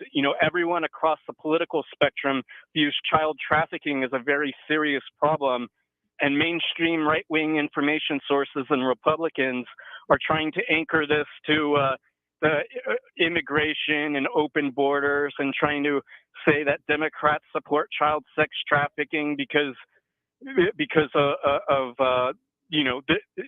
their policies on the border. It's a slippery slope into QAnon extremism, and these people who made this movie are directly tied to promoting QAnon extremism directly. Like people should be aware of this, and that QAnon, was started long before that this movie was greenlit 5 years ago. QAnon really took off during 2016 and 2017 with ties to Michael Flynn and the Trump administration. It's really concerning that people like Marco are just uncritically accepting all of these false narratives that associate the left and Democrats with pedophilia and child sex trafficking and all these ridiculous narratives. So the thing about this is that a lot of these things exist, particularly the concern with it, because to say, I mean, okay, there's going to be some people who take what you're saying is that it's not therefore a problem, which I don't take it as, but let's just say it's the failures of the professionals you're talking about in this case that often then leave the room for this, because again, over multiple previous administrations, we have had a failure to substantively deal with or really offer a good response with it. I mean, there's no level of this that I've been satisfied from any of the 3 previous administrations. I'm sure there was a factor of it in the 4th previous one. You go back to Bush, the second Bush administration, but okay, I wasn't reporting as much at that point. But then also it was, well, some of the almost generational changes that have happened with the issues of immigration specifically weren't as prevalent then. I mean, there's always a low level of all facets of this, including the human smuggling, the drug trafficking, the people being exploited. But of course, it's gotten to a whole nother level right now when there still are, if not quite weekly, it certainly feels like it reports of stash houses being found in our area. So I guess the way people end up taking this and end up disagreeing with you most of all is on the idea that, okay, so therefore it's not an issue. And that's the point at which when you're coming out saying, well, these people are bad, therefore you shouldn't listen to them, it's missing the key point of it here. I mean, there have been major investigations in our area, including from last year, May 25th of last year. HSI El Paso locates, recovers 70 missing children in multi-agency operation. There was across West Texas, Operation Lost Souls through El Paso, Midland, Ector, and Tom Green counties, with 70 of them, some of them runaways as well, range in age from 10 to 17. So not as much focused on the importation of it. And I get what you're saying, that sometimes, like in the, say, there are different ways, like this is why the devil is always in the details with the response, right? Because there have been instances in, say, the poaching area that saying, okay, you bring us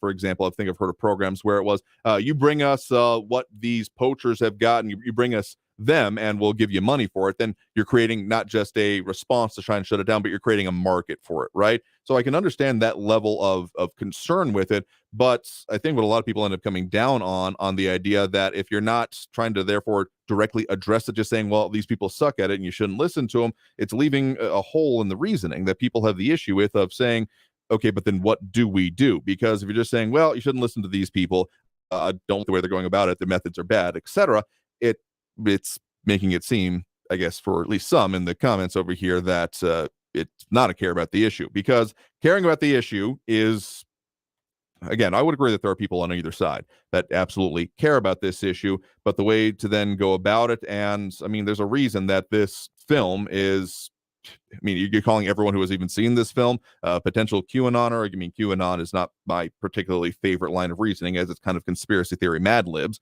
including some of the wilder things. And if you're accusing me of not knowing what I'm talking about here with it, let's just say before even the comments came up, adrenochrome wasn't even mentioned. But I look at the things that we're talking about here, but whenever it starts coming down to that, a lack of evidence becomes evidence because, well, they're keeping it suppressed. That's when you're getting out of the reasonable line of thinking. I'll just put that as a direction to the comments there. So, I mean, yeah, this is an incredibly important issue. There has not been enough officially dedicated to it, even if there are the task force and operations like this, of which I'm very happy exists. But given the fact that, yeah, there is a demand, not even just internationally, like you're talking about, but within the U.S., that really needs to be dealt with.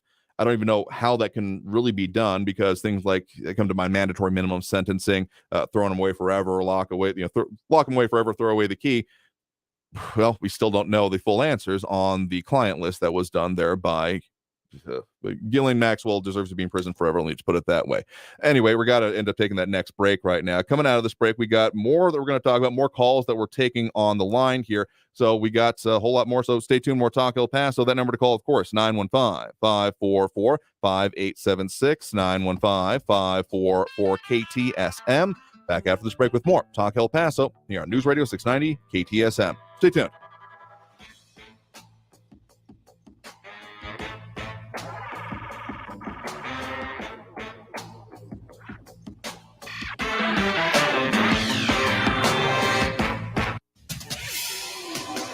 El Paso's News Radio 690 KTSM. Hello, everyone. This is Robert Olguin with your KFOX 14 news update. An Alamogordo police officer who was shot in the line of duty over the weekend has died. Officer Anthony Ferguson was 41 years old and had been serving with the Alamogordo PD for 11 years. According to investigators, he was shot in the face early Saturday morning during a pursuit. He was taken to a hospital here in El Paso over the weekend and died of his injuries on Sunday night. New Mexico State Police is the lead agency in the investigation. A man named Dominic de la O has been arrested and charged in connection with the officer's death. A man and woman were arrested and charged with child abuse after leaving children in a vehicle with no AC in Chaparral. Doña Ana County Sheriff's deputies arrested Oscar Villa and Stephanie Lucero Chantal Diaz on Saturday. The man and woman were charged after a 911 call was made that some children were found in an unattended vehicle with no AC. According to court documents, the vehicle was not running and the children were left unattended for about 25 minutes. This has been your KFOX 14 news update. I'm Robert Olguin. News Radio 690. Traffic all day. El Paso freeways crash-free this afternoon. I-10 eastbound lanes are closed between Vinton and North Mesa Street. Just follow the detour signs from the Upper Valley on South Desert. Gateway North at Cassidy, DPS activity is off on the right shoulder.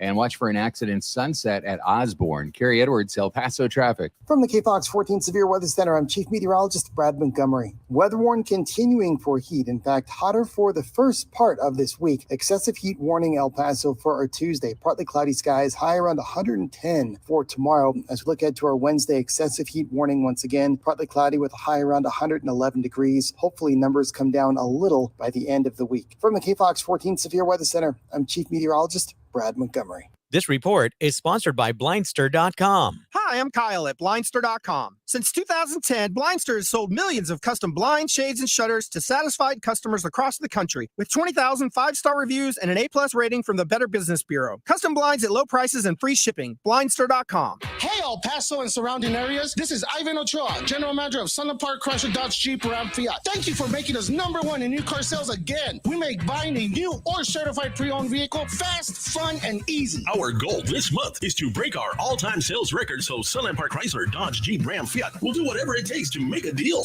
Get 10% off MSRP on 2023 Ram 1500 Lone Star trucks, $4,000 off MSRP on 2023 Jeep Gladiator trucks, and super low 1.9% APR for 72 months. $2,000 off MSRP on 2023 Jeep Wrangler, plus 2023 Jeep Grand Cherokee Laredo, $3,500 off MSRP and 2.9% for 72 months. Worry about your trade or credit? Don't sweat it. Our aggressive lenders will push to approve your credit, even if your credit is less than perfect or if you owe more than the trade is worth.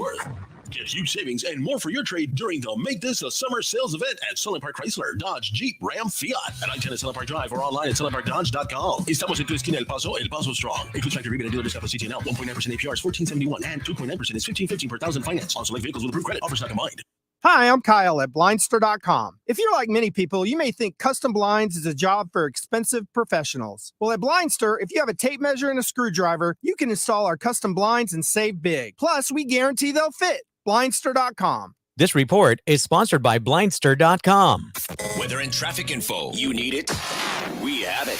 Traffic and weather all day. Stay informed. News Radio 690 KTSM. Hey, hon, what you doing with your phone? Do flowers have best friends? I don't know. Hey, look. Whoa. Some answers can only be found in nature. Discover the unsearchable. Visit discovertheforest.org to find a trail near you. Brought to you by the United States Forest Service and the Ad Council.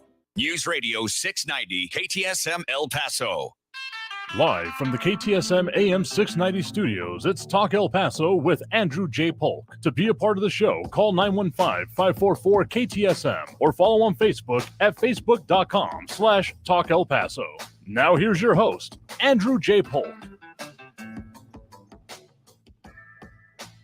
Thank you all so very much for joining us here for Talk El Paso, airing live on News Radio 690 KTSM.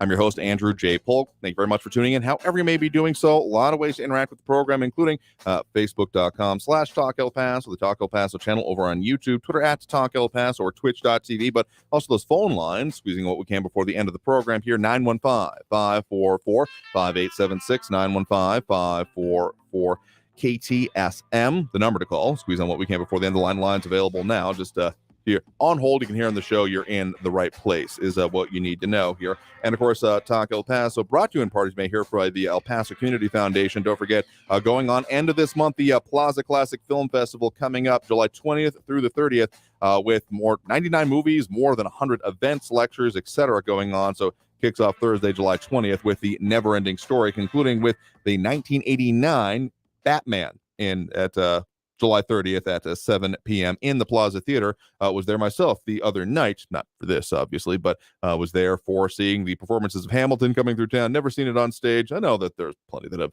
opinions on that, but it's a very interesting take on the founding of our nation and the important issues that were a part of it, including life, liberty, pursuit of happiness, a more perfect union, etc. So still very relevant today, I do feel. Anyway, other comments coming in before we get to that phone line, like Buddy Vias talking about scaring the base and anything being done with that. That's part of the reason that we focus on the policy aspect of this, because anyone can say, oh man, this is such an awful issue, and saying that's why you need to vote for me. But if they're not coming down with and here is what I will do about it, there's plenty of wave the flag moments of this is an important issue and they don't care about this. And that rhetoric is almost...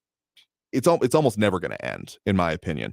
But the only way to kind of get through this is through, okay, but what are you going to do about it? It's a way to cut through, among other things, the theories that end up being like, well, yeah, but this is happening. So what are you going to do about it in any case? That's why, in a whole lot of ways, we come down on that, because lacking that, it ends up becoming this circular logic can apply. Well, you have to vote for me because this is important. Well, I'm focusing on this, therefore you should vote for me. Like all this kind of stuff here. So policy, it's about the only way I know to try to cut through the clutter and actually deal with it, because there are plenty of elected officials that say this is hugely important and that's why you should vote for me, but don't come up with a plan or don't go through their plan and end up coming. I mean, we've talked about this a few times before. Well, we weren't able to do it this time around, so therefore you should definitely vote for us next time, because coming up with campaign issues is hard, guys. It's hard. And if you solve one, you don't get to use it anymore. You don't get to thump on that. Like, sure, you can claim success in some way, but that's not exciting as much as people may think. It's not sexy. It's say, okay, what are you going to do for me next? You're only as good as the last solution you gave. And if the last solution you want is one that can't be done anymore, good luck with it. So that's why it keeps coming up. Anyway, get to at least one more call before we get on the line, end up ending the show. We do have a Tom on the west side here with us right now. Tom, thanks for joining us. Yeah, Andrew, thanks. Hey, it's interesting how always when the heat wave comes, right about this time of year, the national news, even the worldwide news, and certainly the local news, jump on it and start talking about how records are being set and this and that and so forth. Mm-hmm. And the thing is, what I do is I compared pretty much every year to the one year that I really remember, which is 1994. Okay. Now, in 1994, we had 100 days over 100. We had 2 straight weeks over 110. Okay. Now this year, nobody talked about how cool it was in June. I couldn't believe it. We had more than 2 days in June where the high was still in the 80s in June. So of course, like Frankie said, of course we have a heat wave in the Southwest. Of course we're going to hit 108, 110, 112. But you never hear the other side, because it's the media trying to hype things up, because there's a lot to do with selling commercials, getting people to listen, getting people, pardon the pun, fired up about global warming, how everything's changing, and that's really what's going on here. But the other thing is, I want to comment again on, I guess it was the previous caller. I saw The Sound of Freedom, okay? And it's a compelling movie. It's a very compelling movie. I think everybody should go see it. But what's really crazy is you start to think about who is guarding our border. Why do we not know who the traffickers are? How do we not know who the main kingpins are and the people that are the drug cartel head people? And why are we not going after them? Mexico has a lot of problems. It's not a very strong country when it comes to dealing with their own nefarious business. So if they're not going to do it, we need to do it. Okay. And the thing is, these girls and these little children are being, if you talk to a Border Patrol agent, they are being trafficked. I mean, they're going back and forth and being used and abused sometimes more than once. So I don't know. I just don't understand how diversion to some kind of conspiracy theory things that people talk about is even relevant with such a major problem. So I spoke my piece, Andrew. Thank you. Appreciate it. Great show. Yeah, well, appreciate the point in the call, and you're taking these issues. You have a good one there as well. I'll just say this, that, I mean, if you're worried about the implications, the points behind why someone is bringing up the issues of, child trafficking, those type of issues, I mean, sure, that's maybe worthy of looking at it in its own right. But if it comes out of they do this, therefore their take is invalid, or the issue is not worth talking about in the way that they are, when people are saying, okay, but what about the issue itself here? It's not solving anything. It's not solving the conversation. Certainly, I'm not demanding that anyone who brings this up solve sex trafficking and child exploitation right now, otherwise you're invalid, because that's not how this works. There's a whole lot of, well, if I had again magic wand territory, right? If I could wave that and be done with this is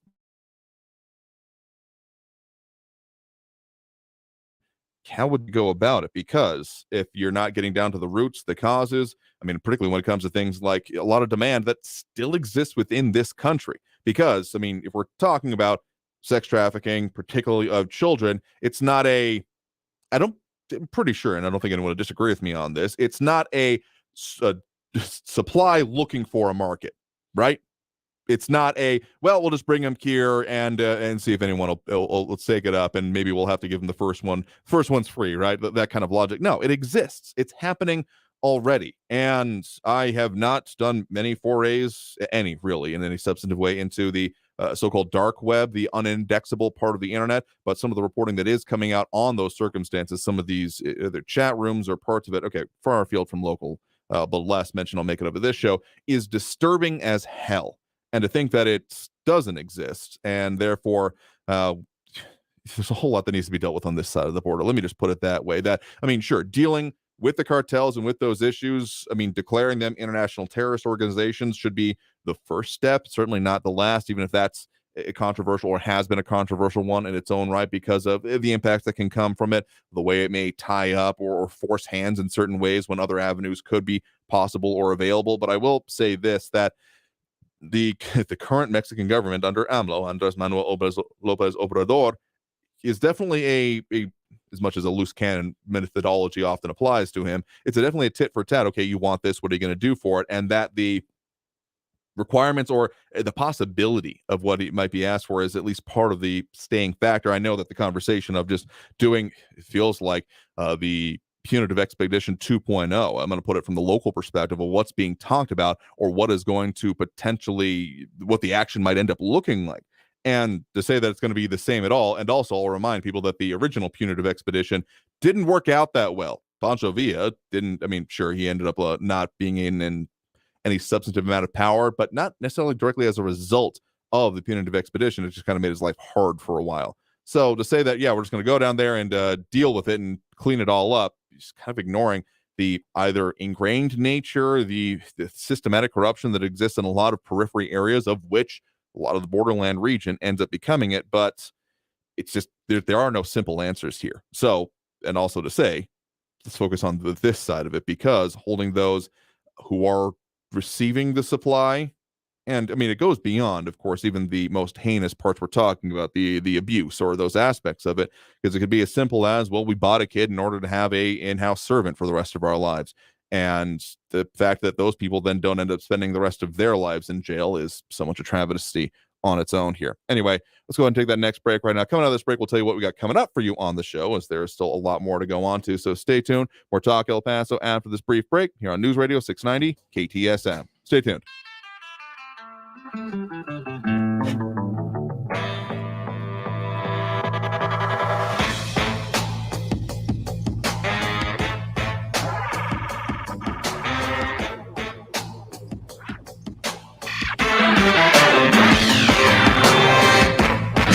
Traffic all day. News Radio 690 Checking your El Paso freeways, no crashes. I-10 eastbound lanes are closed between Vinton and North Mesa due to road work. Detours taking a crash reported Pershing at Estrella. Police still working an earlier accident, Sunset at Osborne. And slow traffic, Montana Avenue, McRae out to Zaragoza, 12-minute delays. Kerry Edwards, El Paso traffic. This report is sponsored by Blindster.com. Hi, I'm Kyle at Blindster.com. Since 2010, Blindster has sold millions of custom blinds, shades, and shutters to satisfied customers across the country with 20,000 five-star reviews and an A-plus rating from the Better Business Bureau. Custom blinds at low prices and free shipping. Blindster.com. Protection for all, peace of mind for you. For over 40 years, Mazer Security Alarms has proudly served El Paso with superior service and protection. Locally owned and operated, Mazer Security Alarms created Super Switch technology to prevent false alarms and keep your business and family safe. You can afford the best. For your free quote or to upgrade your existing system, call Mazer Security Alarms at 915-590-0033. That's 915-590-0033. Mazer Security Alarms. Research shows people remember ads with wacky sound effects.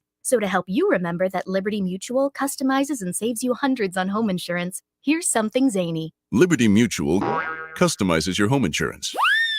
To reiterate, these sounds are just to help you remember how much you'll save. Oh, come on. Only pay for what you need at libertymutual.com. Savings may vary. Underwritten by Liberty Mutual Insurance Company and affiliates. Excludes Massachusetts. Liberty, liberty, liberty, liberty. If you're hiring, it can feel like trying to find a needle in a haystack. You can hope the right person comes along, or you can just use ZipRecruiter. Like Marco, president of operations at Telly Tires and Auto Centers. ZipRecruiter helps me find all the right people, even the most difficult jobs to fill. See why 4 out of 5 employers who post a job on ZipRecruiter get a quality candidate within the first day. Now try ZipRecruiter free at ZipRecruiter.com/free. ZipRecruiter.com/FREE. My mom and dad are the best. Ever since they called the early childhood program, I'm doing so much better, and mom and dad don't worry or stress as much as they used to. They seem a bazillion times happier, and all services are free. Parenting isn't easy, so we signed up for the free early childhood program at the El Paso Center for Children. They taught us how to deal with COVID-19 stress and be better parents. Lots of other free services are available. Call 915-500-4105. That's 500-4105. I adopted Bento in 2010 from a shelter. A lot of people know him as Keyboard Cat. That's just one adoption story that started at a shelter. Visit theshelterpetproject.org to find a pet near you. Brought to you by Maddie's Fund, the Humane Society of the United States, and the Ad Council. El Paso's News Radio 690 KTSM. Live from the KTSM AM 690 studios, it's Talk El Paso with Andrew J. Polk. To be a part of the show, follow on Facebook at facebook.com/Talk El Paso. Now here's your host, Andrew J. Polk. Thank you all so very much for having joined us here for Talk El Paso, airing live on News Radio 690 KTSM. I've been your host, Andrew J. Polk. Some things we're working on for you, of course, for what is going on in these coming weeks. I've got some interesting things coming up about veterans employment, a big issue for what's going on here in our region, and a lot of other issues. Some other things going on with the actual amount of the housing issues that we were talking about. What does the numbers actually show about El Paso? Let's just say that we're above national averages, and not in a good way in a whole lot of ways, and under other ones that you would want to be above. So yeah, not a good direction. So we'll talk about that situation a whole lot more, and just a whole lot of conversation about what goes on in here and affects us here in the Borderland, including some of these other situations, such as when it comes to the whole child trafficking in general, and drug issues. Buddy Vaya saying perhaps we should take the plank out of our eye before complaining about Mexico's splinter. Interesting way to put it, but also all of these things should be worked on. I mean, the federal government and local governments are not by any means small and unable to handle challenges, but the quick fix nature of a lot of this, and not holding those that are, among other things, feeding it on both sides of it, has been seen in previous ways and concerning. So I'm sure we'll talk about that again before too long. So let's go ahead and we got to end the show therefore today, because we're out of time here for this program. I want to thank everyone that did tune in, call in, comment, participate in the program. We'll do it again tomorrow, as we do every Monday through Friday, 4 to 6 p.m. So until then, until next time, I want you all to stay safe out there, look twice for motorcycles when out on the road, and have a great evening, y'all. We'll see you tomorrow.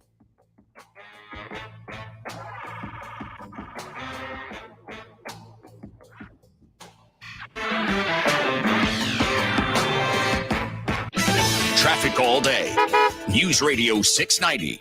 Checking your El Paso freeways, no crashes. I-10 eastbound lanes are closed between Vinton and North Mesa due to road work. Detours taking a crash reported Pershing at Estrella. Police still working an earlier accident, Sunset at Osborne. And slow traffic, Montana Avenue, McRae out to Zaragoza, 12-minute delays. Kerry Edwards, El Paso traffic. Portions of the following program were pre-recorded. Hey, Mario Lopez here with former girl group member Kaya Jones. Each year, thousands of women and girls are at risk for unplanned pregnancy. Resources are available to women and girls of unplanned pregnancies, even if they ultimately decide that adoption is not for them. Modern adoption plans put women and girls who face an unplanned pregnancy in control of their future and their baby's future. By considering a modern adoption plan, women and girls are making brave and selfless choices. To hear stories of empowerment, go to modernadoptionplans.org. Hi, I'm Burt Ward, Robin from TV's Batman, inviting you to feed your dog natural, non-GMO, Gentle Giants dog and puppy food. Dogs eating Gentle Giants and following our special feeding and care program are living as long as 27 healthy, active years with a wonderful quality of life. Holy wow, 27 years! Think of all the extra years you could enjoy with your dog at Target, H-E-B, and stores near you. Try Gentle Giants cat and kitten food, too. News on the hour and a half. Traffic and weather all day. News Radio 690 is KTSM AM El Paso, an iHeart radio station. NBC News Radio, I'm Brian Shook. It's another day of extreme heat across the southern U.S. with air quality alerts also posted for many northern states. The National Weather Service